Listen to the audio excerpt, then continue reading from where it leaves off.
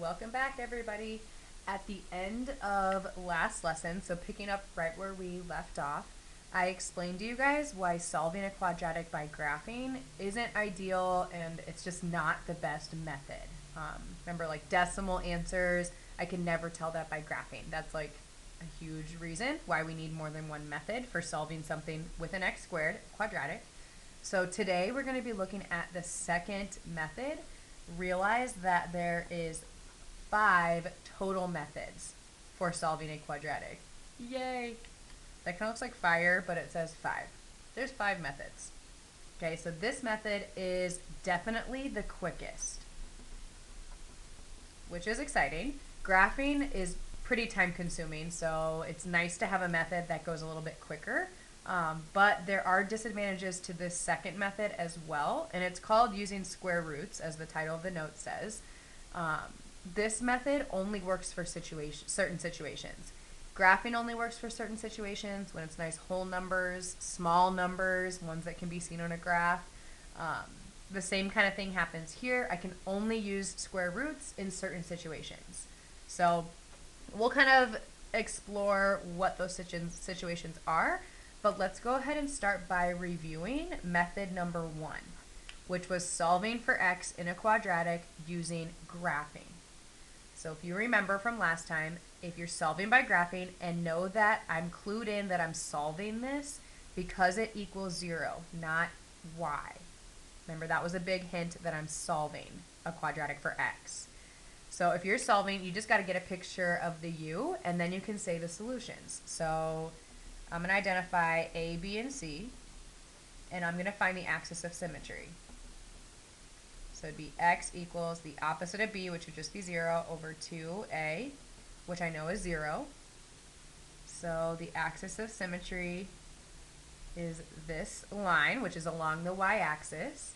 And then I need to find the vertex.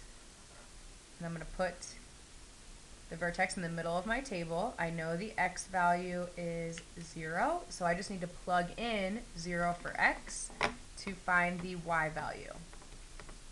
-3. This is all review. That's kind of why I'm going pretty fast here. Cheat off yourself. 1 step away from the vertex should be the same, and then 2 steps away from the vertex should be the same. So if I plot these points, ooh, this goes off the graph. Sorry. Approximate 9 would be about right there. -1, 0, 0, -3, 1, 0, and 2, 9 would be about right there. So there's your u. Okay, so then last time, remember I told you, I'm trying to figure out when y equals 0. And y equals 0 on the x-axis. All these ordered pairs have 0 for its y value. You don't go up or down at all. So if I look where my u crosses the x-axis, that's where y is 0. Those are my solutions. So my 2 answers are when x is 1 and when x is -1. And I can tell that real clearly from the table. Y is 0 right there and right there. So 1 and -1 are my solutions. When you plug those numbers in for x, it actually equals 0. It makes it true. Okay, that's what we did last time. So now, like I said, I'm going to show you method number 2, which is called solving by square roots. So this is the second method. I'm going to do the same quadratic, so I'm going to solve this same problem for x. So I should get the same answers. I'm just going to show you a different way to do it, which is much quicker, which is exciting for us. So the first thing you do if you're using the square root method is you need to get x squared by itself. Okay, so to do that, I would move the 3. I would add 3. And then I would divide by 3. I would have x squared equals 1. Then I need to get x by itself. So I have x squared. I need to get rid of the squared. So you have to think of yourself, what undoes squaring, or like what's the opposite of squared? And that would be square rooting. We saw this last unit. To undo square root, we squared both sides. So this is like the opposite of that. Works the other way. So I'm going to square root to undo the squared.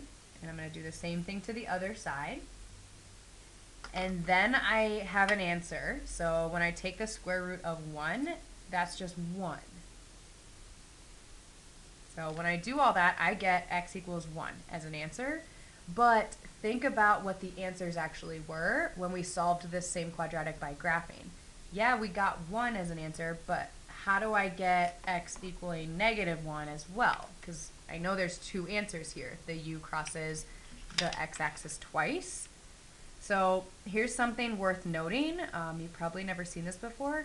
When you take the square root of x squared, right here when you're solving, what you're doing is you're asking yourself what number times itself equals 1. So like what times itself is going to actually give me 1? Well, we obviously know 1 is an answer because think about it. 1 times 1, yeah, that equals 1. But -1 also works because right here if you plugged in -1, -1 times -1, that's +1. So 1 times 1 is 1, -1 times -1 is also 1. So we need to make sure that we include both answers. It's really easy to overlook the second solution, -1, but we've got to say both answers if we want to be totally correct. So here's what we do, and I'll show you on the back when I do some practice problems.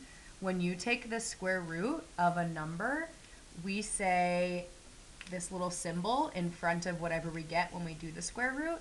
And if I said it out loud, I would say like plus or minus 1. That means +1 is an answer and -1 is an answer. This is so easy to forget, but you have to remember it if you want to account for both solutions. Okay, so that's why we kind of like started and bolded it at the bottom. This is you're going to see throughout the whole unit. When you take the square root of something, you have to remember the positive and the negative square root.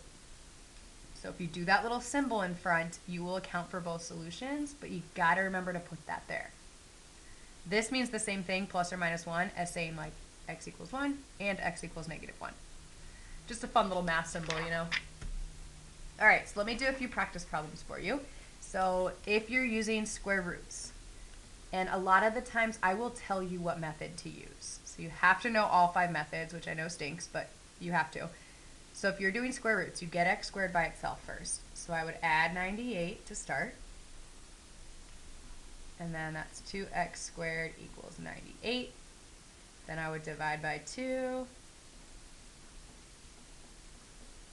And I have x squared equals 49. Then you take the square root of both sides to cancel out the squared.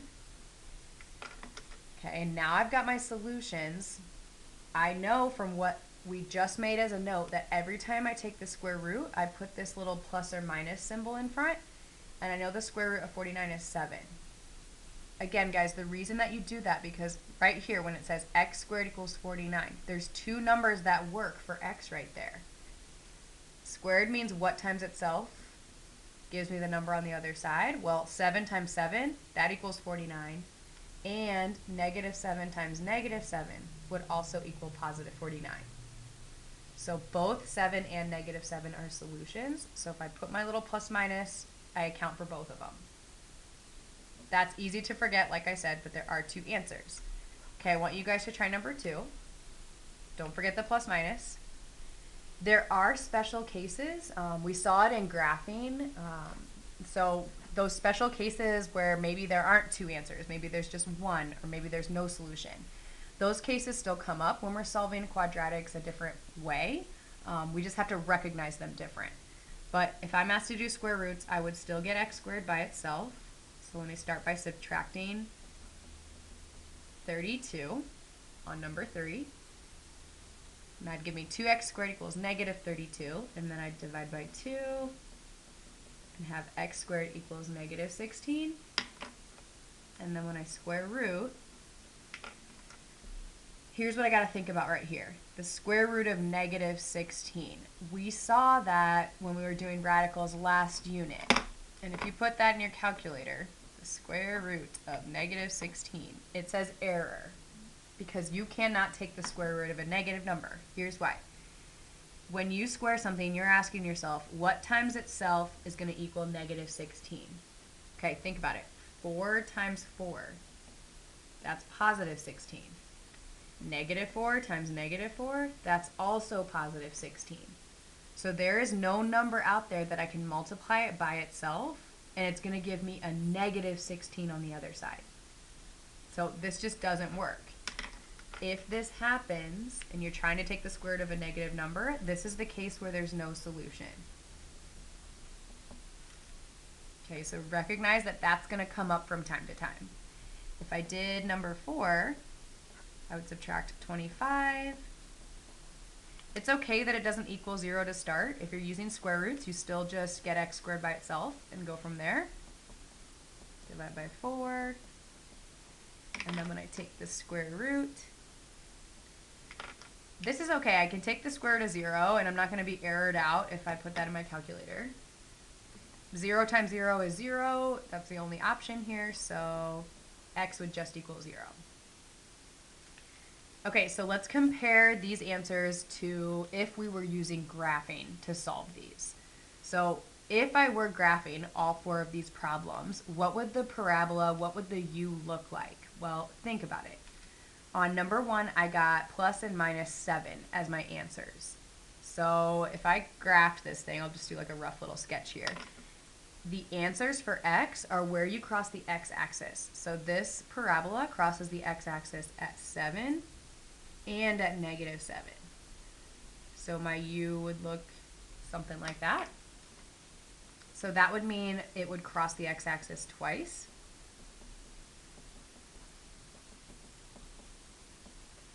I want you guys to see if you can answer the question, what would the u look like on this one? How many times would it cross the x-axis based off of the solutions you got? Okay, so I need you to try answering both of these number 2 questions. I'll go ahead and finish 3 and 4. Number 3, I got no solution. So think about when we saw that situation when we were graphing. If there's no answer, that means that your parabola does not cross the x-axis at all. So it could be just a u or an upside down u. I know this is a u because there's a positive 2 in front of the squared term. So my parabola would look like this. It's above the x-axis, never touches, no solution. And then the last case, this one, it only crosses at 0, so that's the only solution. That means that that's the vertex. Ooh, I better fill in my answers down here. So number 3 never crosses the x-axis.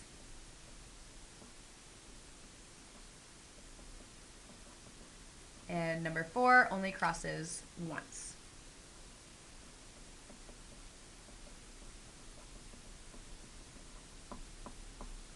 Okay. Now let's move on to 2 that are just slightly more difficult, but it's still the same process. I'm still using square roots. Here's the difference. I don't want you to write a decimal. Let's see what that means. So I'd add 64. I would divide by 9. This is going to be a decimal. 64 divided by 9. I don't want decimals. So here's what I'm going to do. I'm going to just leave it as a fraction. And then I'm going to square root both sides. If I've got a fraction like this, I want to square root. It jumps out at me that 64 and 9, those are both perfect squares, which when I take the square root of a perfect square number, I get a whole number, not a decimal, which is exactly what I want. So when I square root both sides, I'm going to square root the top and the bottom over here on the right. So x is going to equal, I know when I square root, this is the easiest thing to forget, I know, but I have to take the plus and the minus of whatever number I get. So put your little symbol, plus minus. On top of the fraction, the square root of 64 is 8, and on the bottom, the square root of 9 is just 3. So my answer, we'll circle it here, is plus or minus 8/3. I can plug in 8/3 for x, and I can plug in negative 8/3 for x. And both of those would equal 0. All right, last one here. So I would add 8. I know we hate the 1/3 in front of the x squared. So here you can divide by 1/3, or you can multiply by the reciprocal. So that's what I'm going to do. Dividing by a third, guys, is the same thing as multiplying by 3. Hopefully that doesn't just throw you off right there. If it does, sorry, ask me about it and I'll explain in more detail, but that would be 84. Okay, I can't like divide anything there obviously on the last one, so I'm just going to square root, and here's where I do not want a decimal comes back into play. 84 is not a perfect square, and they don't want me to write that as a rounded decimal. So you might see these sometimes. And here's where I mentioned at the start of this unit that old stuff, like almost everything we've done so far, comes back in this unit. If they don't want you to write a decimal, to simplify this, you have to do a factor tree. So hopefully you don't forget how to do that. I got to break down 84 to give the best possible answer. Okay, so make your little tree, and then let's see, there's a pair of 2s, 2 comes out, 7 and 3 stay under, so that'd be 21. So my answer is x equals plus or minus, don't forget that symbol when you take the square root, 2 radical 21. Those problems are super mathy, yuck. Okay, I mentioned at the beginning of the notes that square roots only works in certain situations. So to use this method, certain things have to be true. So let's think about it. Why wouldn't you be able to use square roots on this quadratic? Think about the steps I just kind of showed you for how to use this method. You start by getting x squared by itself. So if I try to do that on this one, I would add 16, and then I'd probably subtract 6x. I'm running out of space here, but let's go up here. You can't subtract 16 and 6x because 6x has an x on it. So I'd be looking at something like this. X squared equals 16 minus 6x. Then we took the square root when the x squared was alone. But I can't figure out the square root of 16 minus 6x because there's an x there. So the fact that there's this x value right from the get-go, I cannot ever use square roots to solve for x in this type of quadratic. So in order to use square roots as your method of solving, the b value, which think of your general form here, the number in front of x has to equal 0. There cannot be a b value for you to be able to use square roots.